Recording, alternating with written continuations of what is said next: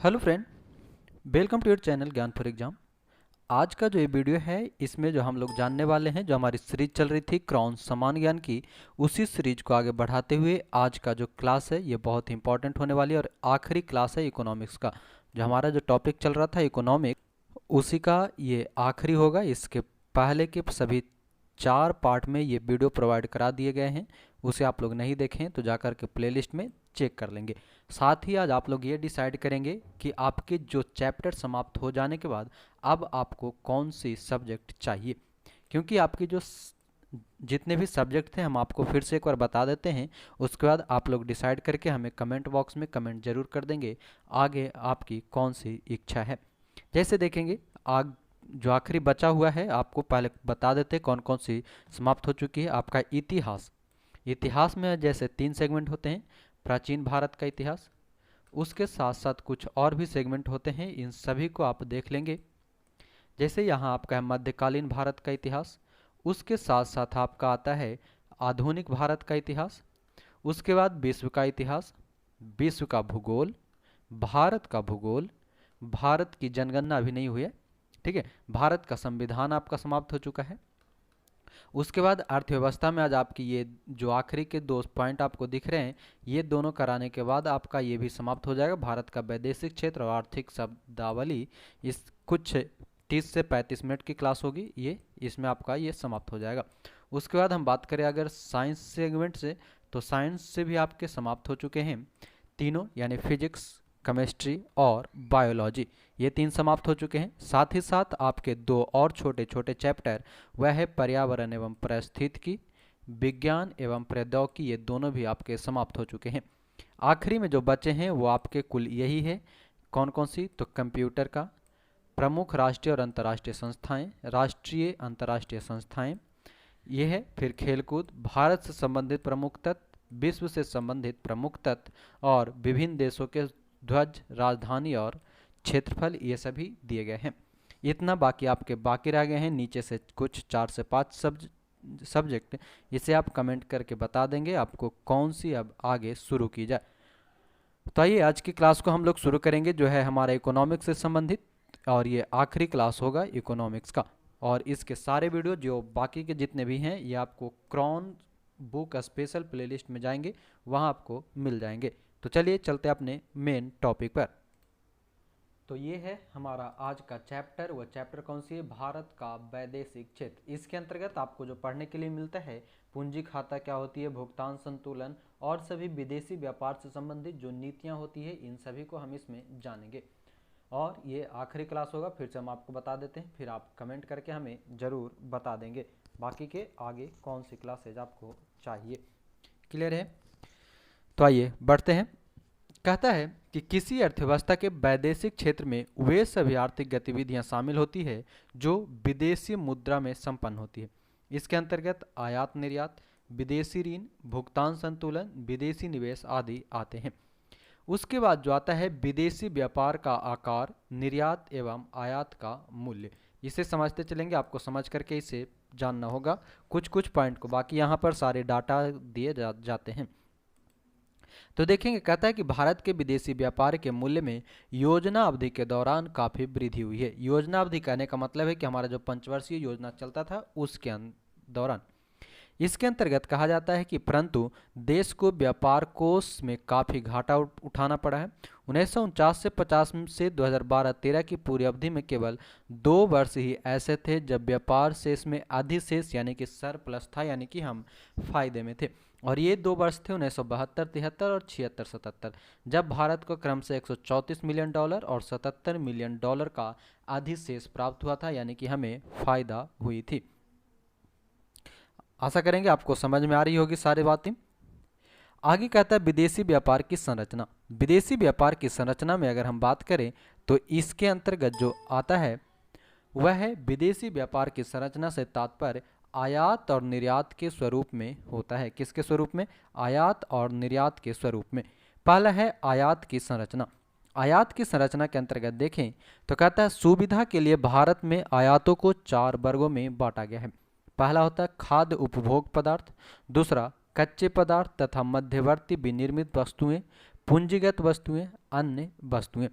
कहता है चीन भारत का सबसे बड़ा आयात स्रोत है। चीन भारत का सबसे बड़ा आयात स्रोत है और इसके बाद संयुक्त राज्य अमेरिका, यूएई एवं सऊदी अरब आते हैं। हाल ही में हांगकांग, कोरिया एवं सिंगापुर भी भारत के लिए महत्वपूर्ण आयात स्रोत के रूप में उभरे हैं। ये सभी पॉइंट को आप याद रखेंगे। ठीक है, क्या कहा कि चीन जो है भारत का सबसे बड़ा आयात का स्रोत है और ये चेंज होते रहता है, इस पर आप डिपेंड नहीं रहेंगे। ये हमेशा 20-22 से जब आएगा, 21-22 की जब आएगी, तो ये सब हमेशा चेंज रहता है। तो ये करेंट से आप रिलेट होकर के इन सभी चीज़ों पर फोकस करेंगे। ऐसा ना हो कि अभी आप वीडियो 2021 में देख रहे हैं और आगे जब आप इन फ्यूचर अगर आप देख रहे हैं 2024 में, 22 में, तब ये आपको चेंजेस दिखेंगे। तो इस पे आधारित ना रहें, ये करेंट से रिलेटेड होते हैं। कहता है इसके बाद अमेरिका आता है, यूएई, सऊदी अरब आते हैं। हाल ही में हांगकांग, कोरिया और सिंगापुर भी भारत के लिए महत्वपूर्ण आयात स्रोत के रूप में उभरे हैं।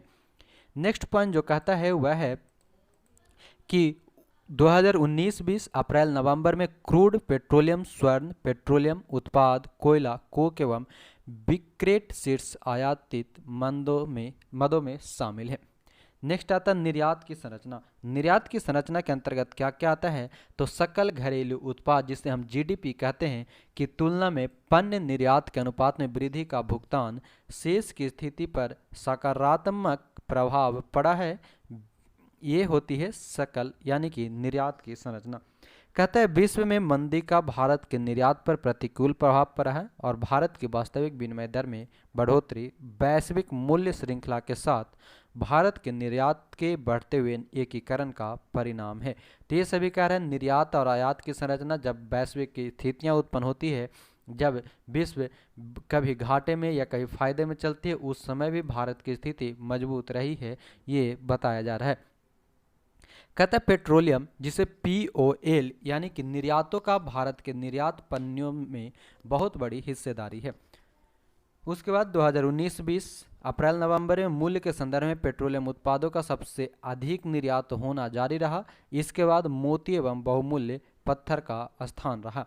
हमारे यहाँ जो सबसे ज़्यादा आयात होता है वो निर्यात होता है वो पेट्रोलियम ही है। ठीक है, ज़्यादातर पेट्रोलियम, उसके बाद ही मोती, ये सभी किया जाता है। कहा गया कि वृद्धि के संदर्भ में औसत निकाय जैविक पदार्थों में 2011-12 और 2019-20 अप्रैल नवंबर के बीच सबसे अधिक वृद्धि हुई है। ये सभी डाटा है, हम फिर से आपको बता दे रहे हैं, बाद में आप देखेंगे तो ये इसकी गलती हमारी नहीं होगी। कहते हैं संयुक्त राज्य अमेरिका वर्ष 2019-20 भारत में सबसे अधिक निर्यात होने वाला देश रहा, जिसके बाद यूएई, चीन और हांगकांग। 2011-12 और 2019-20 के बीच यूएस भारत में होने वाले सबसे अधिक निर्यात वाला देश हो गया है। तो ये डाटाबल है, आप इसे ध्यान रखेंगे, होते बदलते रहता है। कहता है विदेशी व्यापार की दिशा। आज़ादी से पहले भारत के विदेशी व्यापार की दिशा तुलनात्मक लागत लाभ स्थितियों के द्वारा निर्धारित न होकर ब्रिटेन और भारत के बीच औपनिवेशिक संबंधों द्वारा निर्धारित था, लेकिन अब स्थिति काफ़ी बदल चुकी है। 6 दशक के आयोजन के बाद संबंध काफ़ी बदल चुके हैं। ये हमेशा विदेशी व्यापार नीति हमेशा बदलती रहती है। अगर देखें विदेशों के मामले में अगर वर्तमान सरकार में जो हमारी स्वर्गीय सुषमा स्वराज जी थी, उन्होंने भी बहुत अच्छा काम किया था। और वर्तमान में जो है 2021 तक हम बात कर रहे हैं, एस जयशंकर जो हमारा विदेश मंत्री हैं, इनका भी काम लगभग सही है। ठीक है, विदेश नीति अभी तक हमारा जो है हमेशा से सही बनता आया है। अब यहाँ है आयात की दिशा में, तो ये देख लेंगे, ये आपकी 19-20 की डाटा है और मेरे ख्याल से अब ये अब हमारे काम की है नहीं, है ना। फिर भी आप वीडियो को पॉज करके आप इसे देख लेंगे किस देश से कितने % हिस्सेदारी है। सबसे ज़्यादा अमेरिका से 11.9 और इसी प्रकार। फिर है निर्यात की दिशा। कहा जाता है कि व्यापारिक सुविधाकरण के तहत विश्व बैंक की निगरानी में इसकी व्यवसाय सुगमता रिपोर्ट में लगभग 190 देशों में समग्र श्रेणी निर्धारण के अंतर्गत ट्रेडिंग अक्रॉस बॉर्डर संकेतक के अंतर्गत भारत में वर्ष 2016 में अपने 143 रैंकिंग में सुधार करके 2019 में 68वीं लाई है। तो ये सभी आपके डाटेबल है, इसमें आपको कुछ याद करने वाली नहीं है, करेंट होता है। जैसे कि यहाँ पर जो दिया गया डाटा वो सुगमता रिपोर्ट में है, व्यवसाय सुगमता रिपोर्ट जो आती है हमेशा बदलते रहता है। तो ये सभी करेंट से आप रिलेट कर लेंगे, ऐसा ना हो कि आप इसे ही याद रखें, ये गलत होगी आपके लिए। आगे आता है विदेश व्यापार नीति 2015 से 20। कहता है कि वस्तुगत निर्यातों को प्रोत्साहित करने के लिए पहले से चल रही 5 योजनाओं कौन कौन सी है, focus product scheme, market linked focus product scheme, focus market scheme, agri infrastructure initiative scheme, BKGUY का नई प्रस्तावित MEIS योजना में विलय, ये सभी दिया गया है विदेशी व्यापार नीति जो 2015-20 आई है उसमें।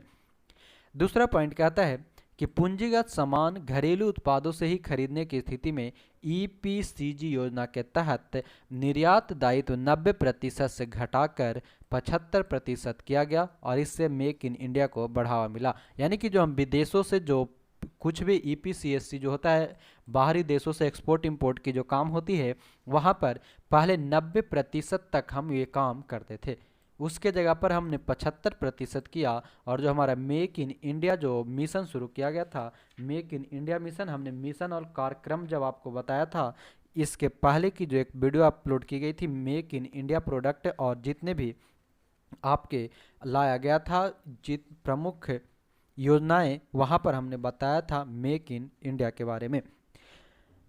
तो वहीं से इसे प्रोत्साहित किया गया है। और मेक इन इंडिया जो है, आप ध्यान रखेंगे 25 सितंबर 2014 को इसकी शुरुआत की जाती है। ये डेट याद रखेंगे, 25 सितंबर 2014, मेक इन इंडिया मिशन।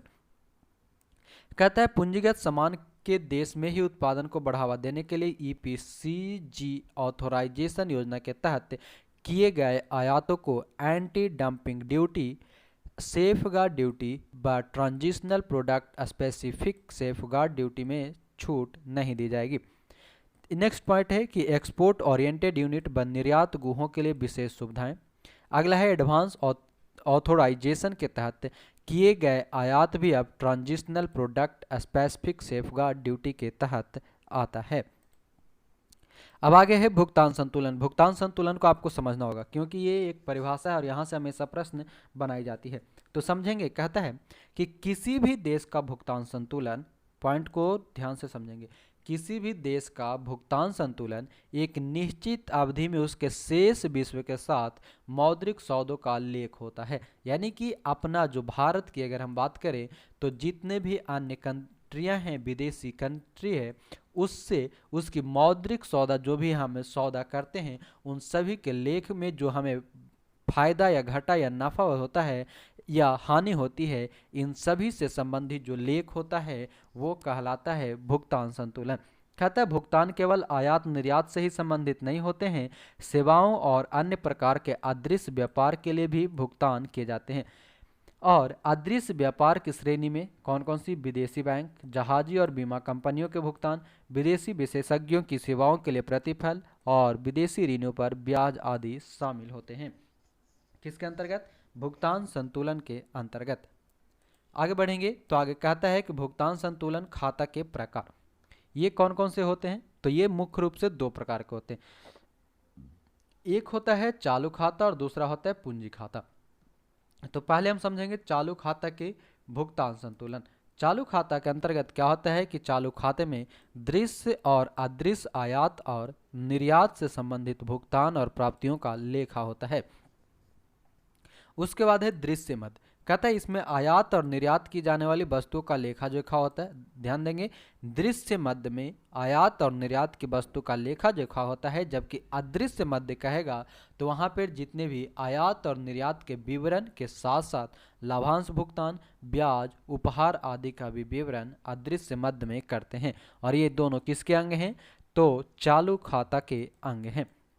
कहता है कि चालू खाता का सीधा प्रभाव अर्थव्यवस्था के आय, रोजगार व उत्पादन पर पड़ता है। पॉइंट टू बी नोटेड, चालू खाता जो होती है जो किसके अंतर्गत है? भुगतान संतुलन की एक भाग है जो अर्थव्यवस्था पर सीधा प्रभाव डालता है, डायरेक्ट इम्पैक्ट डालता है, और आय, रोजगार और उत्पादन पर डायरेक्ट प्रभाव डालेगा।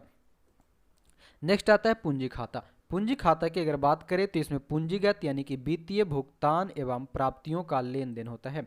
वित्तीय भुगतान और प्राप्तियों का लेन देन होता है। इसके अंतर्गत स्वर्ण का आदान प्रदान यानी सोने का, निजी भुगतान, राष्ट्रीय संस्थाओं से संबंधित भुगतान एवं प्राप्तियां, सरकारी ऋण, ब्याज, अनुदान, अल्प व दीर्घकालीन अंतर्राष्ट्रीय पूंजीगत अंतरणों आदि को पूंजी खाते में शामिल किया जाता है। पूंजी खाते का देश के उत्पादन, रोजगार, आय पर कोई सीधा प्रभाव नहीं पड़ता है, तो आपको यहाँ से ये प्रश्न याद रखना होगा कि किस खाता का प्रभाव बाजार पर सीधे पड़ती है, रोजगार आय पर पड़ती है, तो चालू खाता पर। आप सिंपल से इसे रिलेट कर लो, चालू खाता यानी कि जब व्यापार चालू रहेगा तब रोजगार जो है इम्पेक्ट करेगा, पूंजी खाता पे इम्पेक्ट नहीं करेगा। नेक्स्ट आता है रुपयों की परिवर्तनीयता। इसके अंतर्गत क्या है कि मुद्रा की परिवर्तनीयता का अभिप्राय ऐसी व्यवस्था से है जिसमें देश की मुद्रा मुक्त रूप से प्रमुख विदेशी मुद्राओं में तथा प्रमुख विदेशी मुद्राएं मुक्त रूप से स्थानीय मुद्रा में परिवर्तनशील होती है।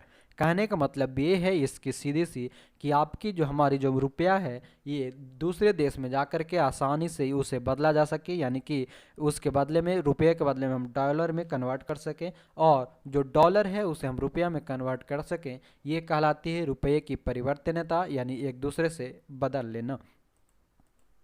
पूंजी खाते में परिवर्तनीयता की बात करें तो इसका अर्थ यह है कि भुगतान संतुलन के पूंजी खाते की मदों की लेन देन के लिए भी रुपये को दूसरी मुद्रा में बाजार में प्रचलित विनिमय दर पर बदलने, विदेशी मुद्रा भारत लाने तथा भारत से विदेशी मुद्रा ले जाने पर कोई रोक टोक न होगा। ये किसके अंतर्गत है? तो पूंजी खाते की परिवर्तनीयता के अंदर है। आगे चलेंगे। आगे यहाँ पर दिया गया है जो है तारपोर समिति की रिपोर्ट। यहाँ मुख्य रूप से दिया गया है तारपोर समिति की रिपोर्ट। ये क्या है? तो रुपये की पूर्ण परिवर्तनीयता से संबंधित है। तो ध्यान रखेंगे तारपोर समिति का संबंध किससे है? रुपये की परिवर्तनीयता से। कहते हैं इसकी प्रमुख सिफारिश कौन कौन सी है? रुपये की परिवर्तनीयता को 2010-11 तक 3 चरणों में लागू करना। कब से? 2010-11 से। पहला चरण 2006-7 में, दूसरा 7-8 और 8-9, तीसरा 9-10 और 10-11, इसके 3 चरण में लागू किया गया था। दूसरा कहता है कि उपयुक्त तीनों चरणों में बाह्य वाणिज्यिक उधारियों की सीमा बढ़ाने तथा विदेशों में भारतीय कंपनियों के लिए सीमा बढ़ाने की संस्तुति होगी। तीसरा चालू खाता घाटे को जीडीपी के 3% से कम करना। ये भी किसके अंतर्गत है? तारपोर समिति की रिपोर्ट के अंतर्गत। फिर आता है चौथा पॉइंट है कि गैर बैंकिंग वित्तीय कंपनियों को बैंकों में रूपांतरित करने का सुझाव किसने दिया था? तारपोर समिति दिया था। म्यूचुअल फंड में विदेश में निवेश की उच्चतम सीमा को $2 अरब से बढ़ाकर $5 अरब करने का सुझाव तारपोर समिति ने दी थी। नेक्स्ट आता है विशिष्ट आर्थिक क्षेत्र। इसे आपको याद रखना होगा। इकोनॉमिक जोन होता है जिसे सेज के नाम से भी जाना जाता है, स्पेशल इकोनॉमिक जोन सेज। कहता है कि भारत निर्यात प्रोसेसिंग क्षेत्र ईपीजेड की स्थापना करने वाला प्रथम एशियाई देश था। सॉरी, आगे है 1965 में एशिया का सबसे पहला ईपीजेड कांडला में बना। ध्यान देंगे ईपीजेड यानी कि जो एक्सपोर्ट प्रोसेसिंग जोन होती है, इसकी स्थापना सबसे पहले भारत एशिया में ऐसा करने वाला पहला देश बना। 1965 में एशिया का पहला ईपीजेड कांडला में बना। कांडला गुजरात में है। परंतु कई प्रकार के नियंत्रणों और बार बार सरकारी अनुमति लेने की अनिवार्यता के कारण ईपीजेड निर्यात संवर्धन के कारगर अस्त्र नहीं बन पाए। उपयुक्त कमियों को दूर करने के उद्देश्य से और भारत में और विदेशी निवेश को प्रोत्साहित करने के उद्देश्य से अप्रैल 2000 में विशिष्ट आर्थिक क्षेत्र यानी कि एसईजेड नीति की घोषणा की गई। एसईजेड और ईपीजेड में प्रमुख अंतर यह होता है कि एसईजेड एक एकीकृत बस्ती होती है। कैसी बस्ती? एकीकृत बस्ती होती है जिसमें पूर्ण विकसित आधारिक संरचना मौजूद होती है, जबकि पॉइंट को समझेंगे, जबकि ईपीजेड क्या होता है कि केवल एक औद्योगिक अंतः क्षेत्र होता है। नीति को प्रभावी बनाने के उद्देश्य से सरकार ने विशिष्ट आर्थिक क्षेत्र अधिनियम 2005 पारित किया जो 2006 में लागू हुआ। यानी कि विशिष्ट आर्थिक क्षेत्र की बात करें स्पेशल इकोनॉमिक जोन की, तो इसकी पहले ईपीजेड बनाया गया था निर्यात प्रोसेसिंग क्षेत्र। उसके बाद उन्हें जो कि भारत का एशिया का पहला देश बना था। फिर 1965 में एशिया का सबसे पहला ईपीजेड बनाया कांडला और इसे ही बदल करके 2000 ईस्वी में एसईजेड लाया गया और इसके लिए अधिनियम 2005 में आई जो 2006 से लागू हुआ। नेक्स्ट है विशिष्ट आर्थिक क्षेत्र। विशिष्ट आर्थिक क्षेत्र किसी देश के भीतर एक ऐसे भौगोलिक क्षेत्र का प्रतिनिधित्व करता है जिन्हें आयात, निर्यात, उत्पाद शुल्क आदि इन सभी के लिए क्या करना होता है के संबंध में ऐसे विशिष्ट सुविधाएं तथा रियायतें प्राप्त की जाती है जो और गैर सेज क्षेत्र के लिए अनुमान्य नहीं है। इस अनुमान सुविधाओं के कारण ही इसे देश में स्थित विदेशी क्षेत्र भी कहा जाता है। इसे क्या कहा जाता है? देश में स्थित विदेशी क्षेत्र। अप्रैल 2011 तक 585 सेज को अनुमोदन प्राप्त है, जिसमें 385 सेज अधिसूचित है और वर्तमान में 160 सेज निर्यात कर रहा है। आगे आता है प्रमुख प्रस्तावित सेज जो प्रस्तावित है, आगे बनने की कगार में है। वह एक तरफ है आपका राज्य, दूसरी तरफ है सेज। सेज यानी कि स्पेशल इकोनॉमिक जोन। पहला है गुजरात। गुजरात के अंतर्गत कौन कौन है? सूरत, दहेज, पोसिन्ना और मुंदड़ा।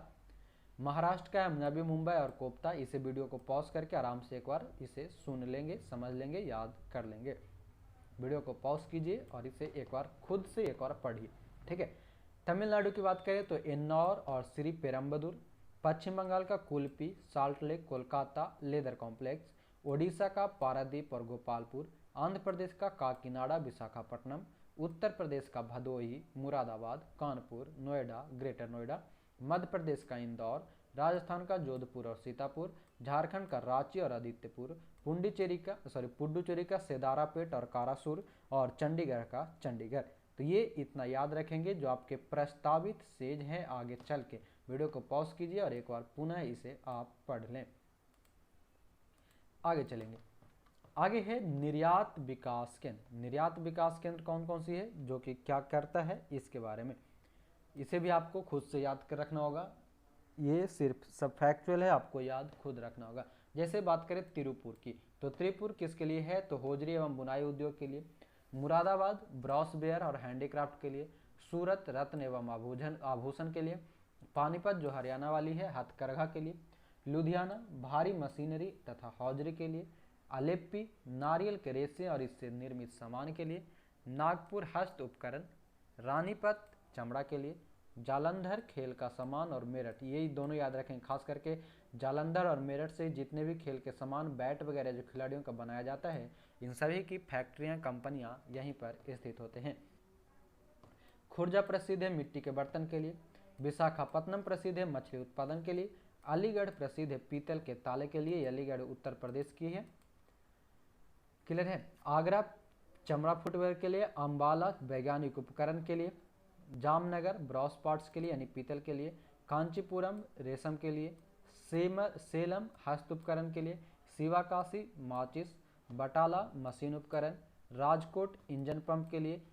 भागलपुर बुनाई के लिए। और बापी जो अंकलेश्वर है रसायन के लिए। ये अंकलेश्वर हमेशा पूछा जाता है, ये गुजरात में स्थित है। आगे चलेंगे। आगे है विदेशी निवेश। विदेशी निवेश की बात करें तो इसके अंतर्गत क्या क्या आता है कि भारत में विदेशी निवेश दो प्रकार से होते हैं। पहला प्रत्यक्ष विदेशी निवेश जिसे हम FDI कहते हैं, और दूसरा पोर्टफोलियो निवेश, विदेशीगत संस्थागत निवेश। तो एक करके समझेंगे। पहला आता है प्रत्यक्ष विदेशी निवेश FDI। FDI इंपॉर्टेंट है, ठीक है।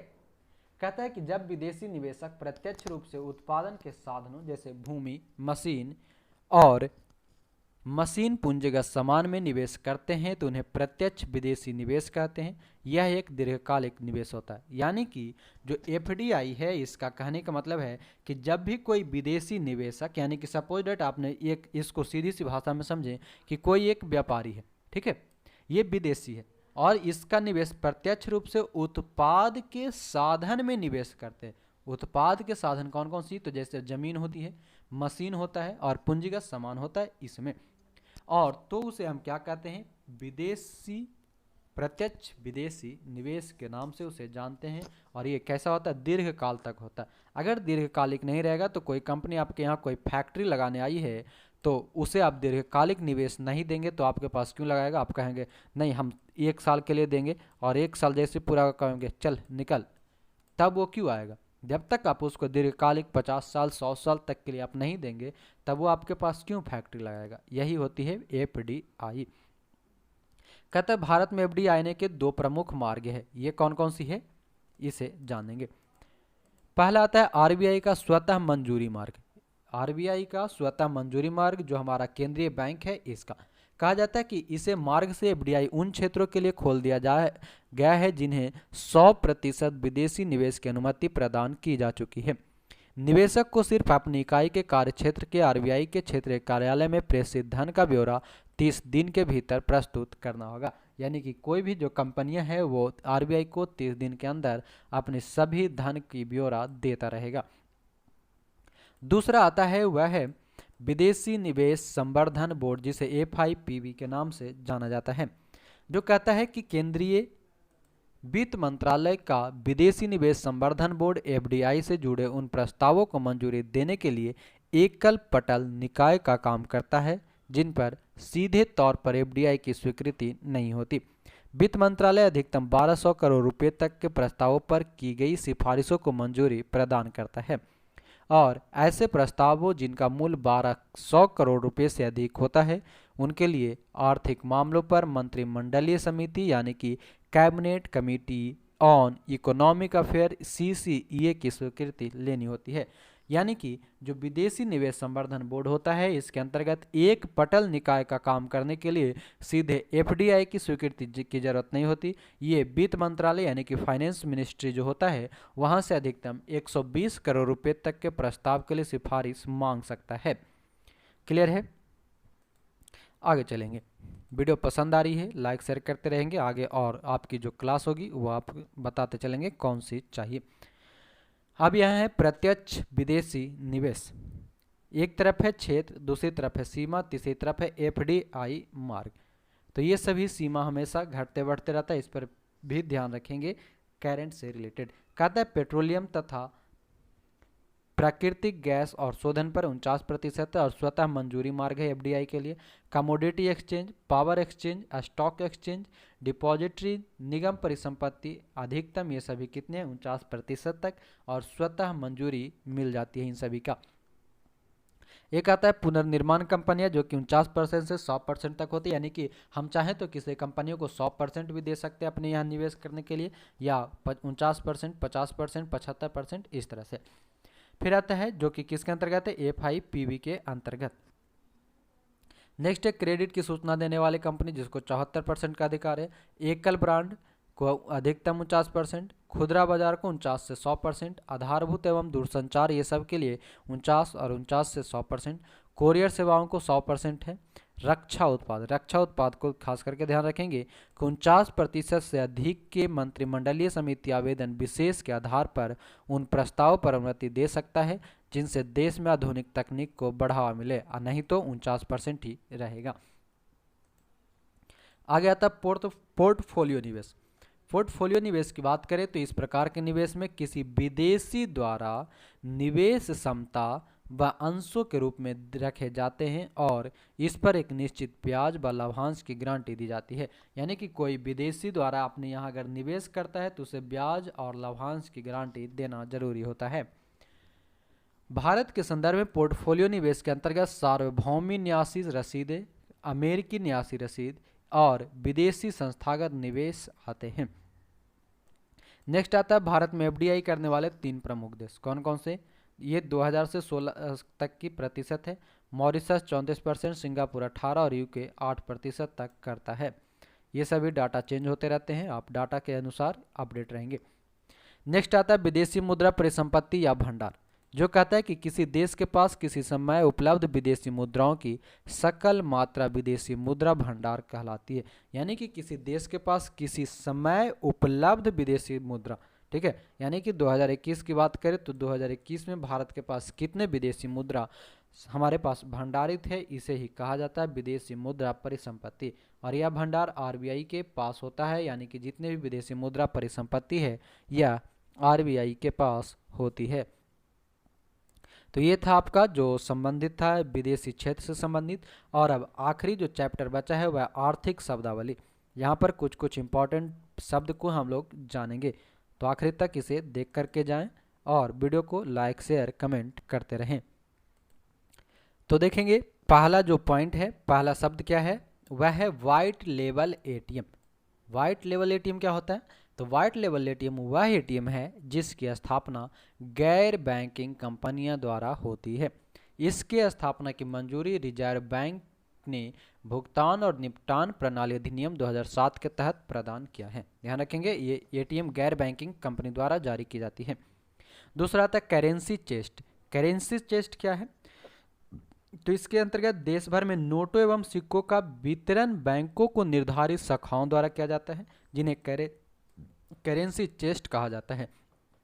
चेस्ट किसी भी वाणिज्यिक बैंकों का वह पात्र है जहां भारतीय रिजर्व बैंक की तरफ से नोटों एवं सिक्कों को भंडारण के लिए रखा जाता है। यानी कि चेस्ट जो हृदय है ये आपके किस लिए, तो जितने भी सिक्का और नोट है इसके भंडारण के लिए रखा जाता है। स्टोर रूम के नाम से इसे जाना जाता है, किसे? करेंसी चेस्ट को। नेक्स्ट आते हैं मुद्रा विनिमय। करेंसी स्वीपिंग क्या है इसे समझेंगे। कहता है कि मुद्रा विनिमय दो संस्थानों यानी कि देशों के बीच किसी ऋण के विनिमय किए जाने वाले पहलुओं का एक देश की मुद्रा के दूसरे देश की मुद्रा के बराबर ऋण के मूल्य को समतुल्य करने हेतु एक विदेशी मुद्रा समझौता है। यानी कि जो मुद्रा विनिमय है यानी कि दो देश के बीच में किसी भी ऋण के विनिमय के लिए जो पहलू होते हैं यानी कि मूलधन तथा ब्याज के भुगतान के लिए जो होती है, एक देश की मुद्रा दूसरे देश की मुद्रा के ऋण के बराबर मूल्य के समतुल्य होता है। यानी कि भारत का रुपया और अमेरिका का डॉलर ये दोनों को समतुल्य किया जाता है। ऐसा नहीं है कि बराबर होता है। जैसे आपने सुना होगा हमेशा कि आज $1 के बराबर 74 रुपया है, यानी कि एक दूसरे से समतुल्य है, यही कहलाता है मुद्रा विनिमय। ठीक है। नेक्स्ट आता है राजस्व घाटा, रेवेन्यू डिफिट, जो कहता है कि राजस्व घाटा उस समय उत्पन्न होता है जब राजस्व व्यय राजस्व प्राप्तियों से अधिक हो। इस घाटे से प्रकट होता है कि वर्तमान बजट में कुल प्राप्तियों के कम होने से सरकार को अनुमानित बजट में कितनी ऋणी होना पड़ेगा। कहने का मतलब ये है कि जिस समय राजस्व घाटा होगा, जिस समय आपने सपोज दैट भारत की सरकार ने 100 करोड़ रुपए की आपकी बजट पेश की, ठीक है, और इस बजट में तब ये 100 रुपया क्या है, तो इसको तो 120 कहीं ना कहीं से फायदा होना मांगता है ना। तो अगर ये 120 फायदा नहीं हो रहा और इसे 90 ही फायदा हो रहा है, यानी कि जितना हमने उम्मीद लगाया और जितने हमने पूंजी लगाया उससे कम ही जब हमें होता है तब वो कहलाता है राजस्व घाटा, रेवेन्यू घाटा। आगे चलेंगे, यहाँ पर दिया गया है कि राजस्व घाटा बराबर क्या होता है? राजस्व व्यय माइनस राजस्व प्राप्तियां, हमने कितना खर्च किया और कितना हमें प्राप्त हुआ, यही कहलाता है राजस्व घाटा। नेक्स्ट आता है प्राथमिक घाटा। प्राथमिक घाटा जिसमें प्राइमरी डिफिट क्या है कि प्राथमिक घाटा राजकोषीय घाटे तथा भुगतान संतुलन का अंतर है, किंतु प्राथमिक घाटा सकल प्रकृति का होता है।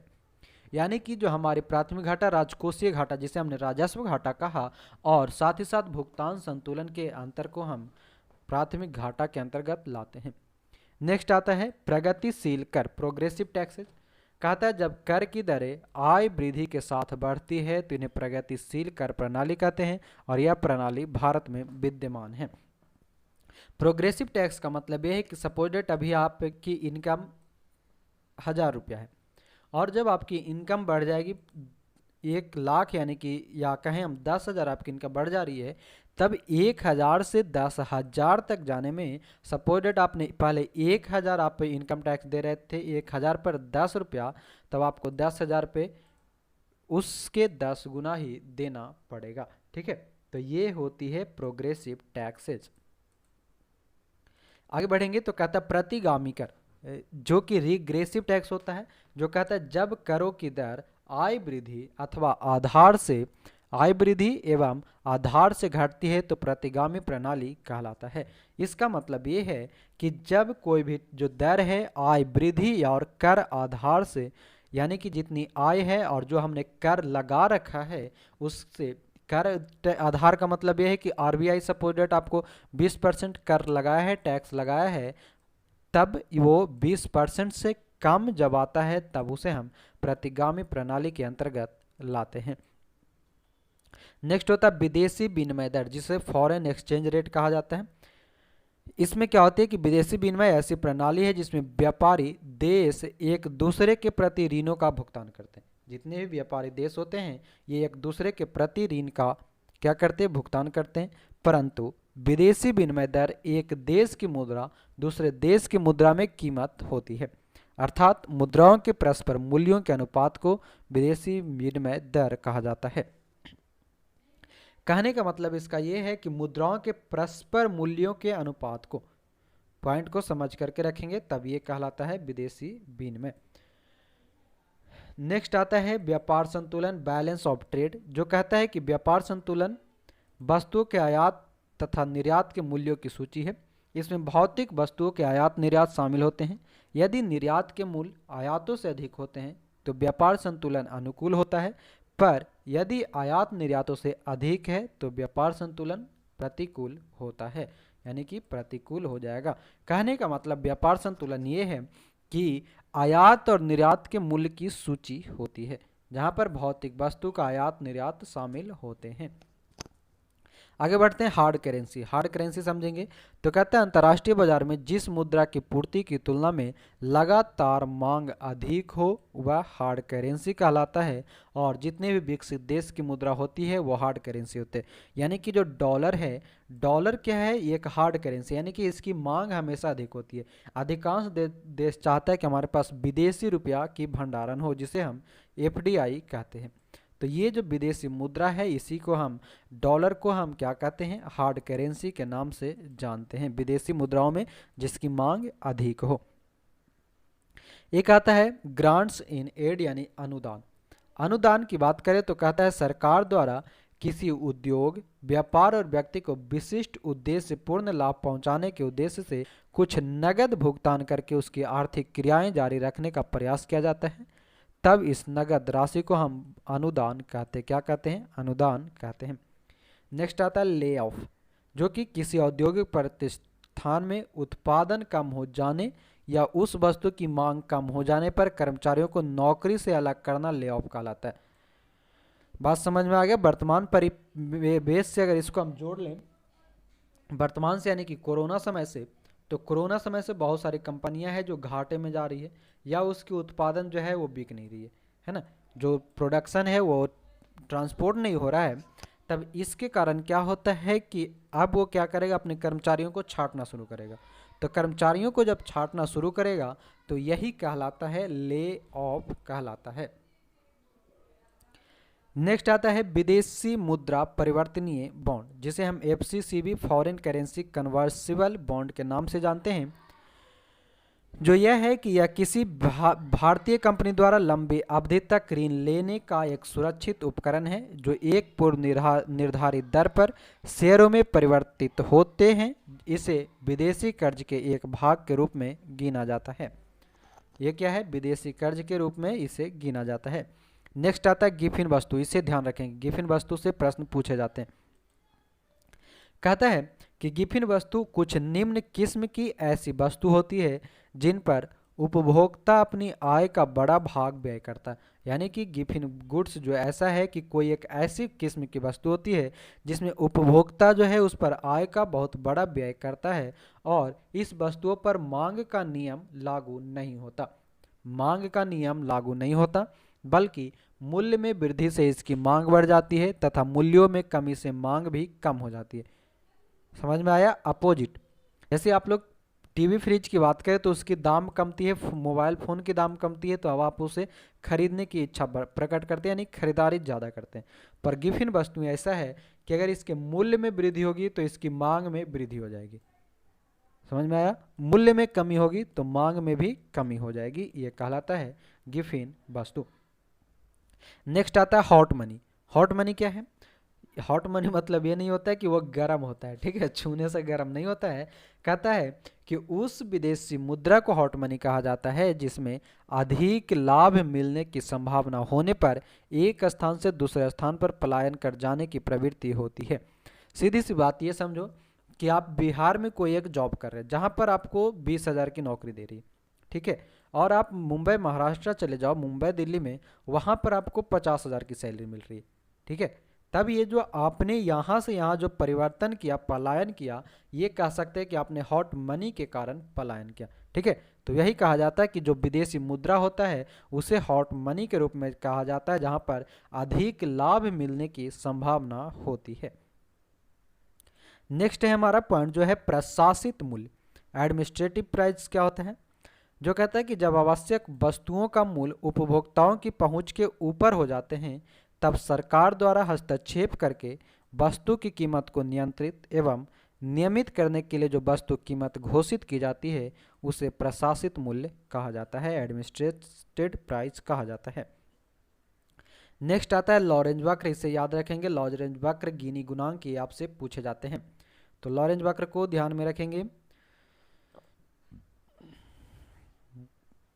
ये देखेंगे लॉरेंज वक्र को, कहता है कि यह वक्र आय की संचय प्रतिशत और जनसंख्या के संचय प्रतिशत के बीच संबंध दर्शाता है। क्या करता है, आय जितना होता है और उसकी जो जनसंख्या है इसके बीच के संबंध को दर्शाने का काम लॉरेंज वक्र करता है।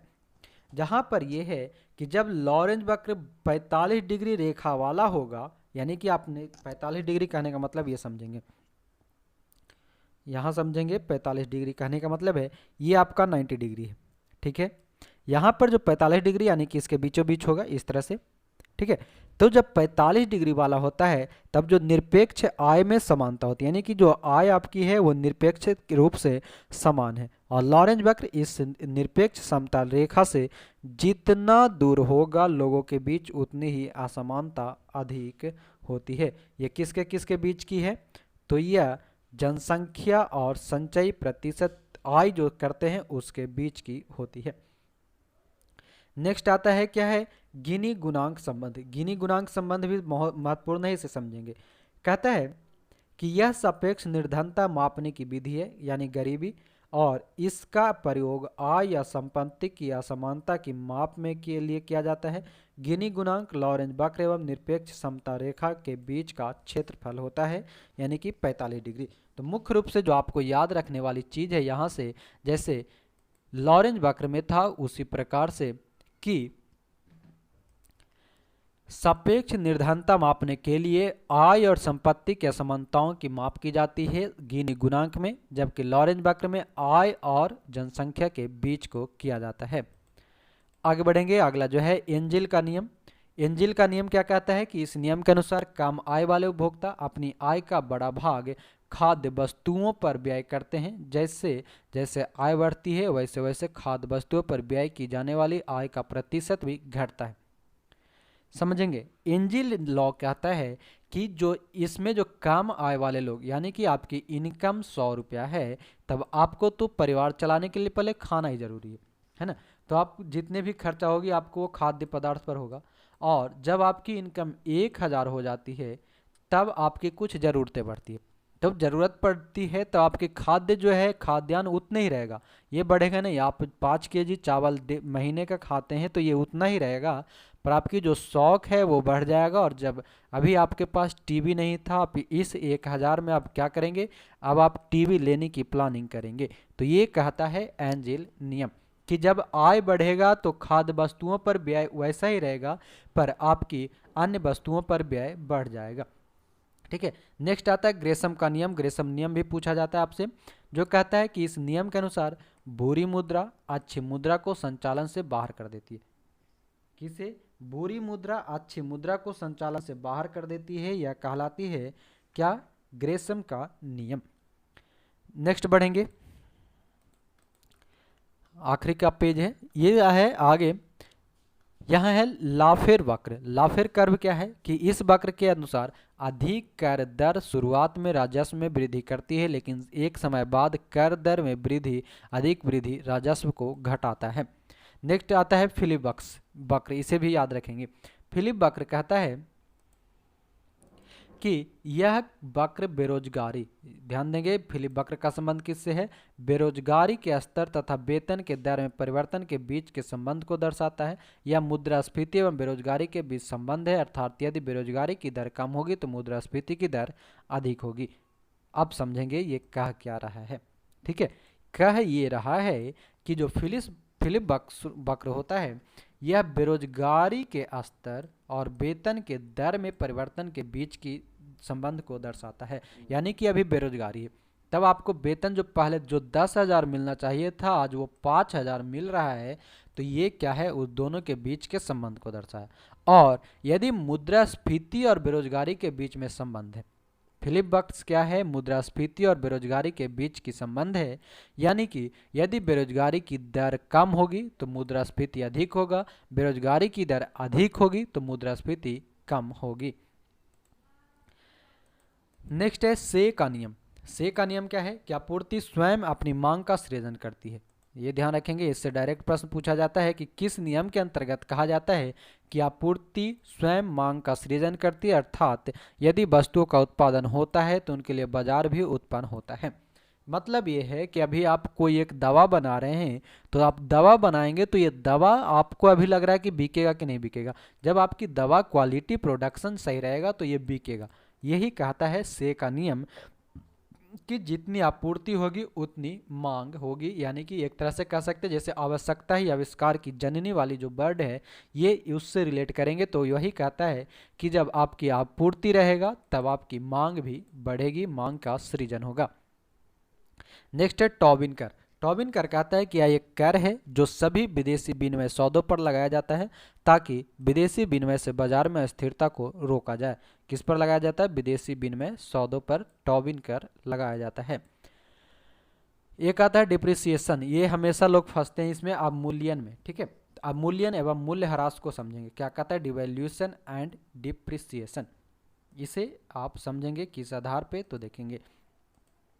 कहता है कि जब सरकार देश में निर्यात बढ़ाने के उद्देश्य से जानबूझकर स्वयं के मुद्रा को विदेशी मुद्रा में कम कर देती है।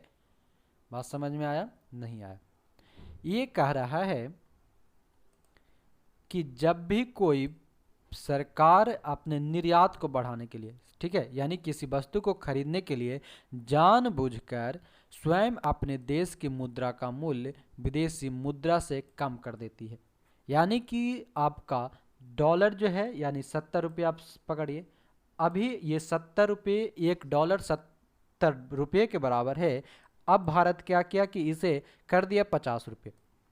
तब ये क्या हुआ, जानबूझ करके किया गया है, यानी खुद के पैर पर कुल्हाड़ी मारना अवमूल्यन कहलाता है, मूल्यों का नीचे गिराना होता है। कहता है कि जब बाजार की मांग एवं पूर्ति शक्तियों के प्रभाव से एक देश की मुद्रा का मूल्य बिना किसी सरकारी हस्तक्षेप के विदेशी मुद्रा में कम हो जाता है, तभी से मूल्य ह्रास के नाम से जाना जाता है। यानी कि जब बाजार की मांग और पूर्ति के प्रभाव होता है तब अवमूल्यन समझ में आ गया होगा कि जानबूझकर अपने देश की मुद्रा को कमजोर करना अवमूल्यन कहलाता है। एक आता है स्टैगफ्लेशन। स्टैगफ्लेशन क्या होता है, एक होता है स्टैगफ्लेशन, एक होता है डिसइन्फ्लेशन। तो स्टैगफ्लेशन कहता है कि यह अर्थव्यवस्था की ऐसी दशा है जिसमें मुद्रास्फीति के साथ साथ मंदी की स्थिति होती है, स्टैगफ्लेशन कहलाता है। मुद्रास्फीति क्या, यानी कि जानबूझकर मुद्रा की दाम को, अपने देश की मुद्रा की दाम को कम करना मुद्रास्फीति कहलाता है। और मुद्रास्फीति के साथ साथ स्टैगफ्लेशन, है ना, मंदी की स्थिति में होती है। एक होता है मुद्रा अपस्फीति, मुद्रास्फीति और मुद्रा अपस्फीति दोनों में अंतर है, ठीक है। तो मुद्रास्फीति की बात करें तो कहता है अपस्फीति, तो कीमत को समान स्तर पर लाने के लिए मुद्रा की मात्रा में कमी करने की प्रक्रिया को मुद्रा अपस्फीति कहते हैं। यानी कि मुद्रा की जो सामान्य दर है उस पर लाने के लिए मुद्रा की मात्रा को ही कम कर दिया जाता है, ठीक है, मुद्रा की मात्रा को ही कम कर दिया जाता है, जिसे हम डिसइन्फ्लेशन के नाम से जानते हैं।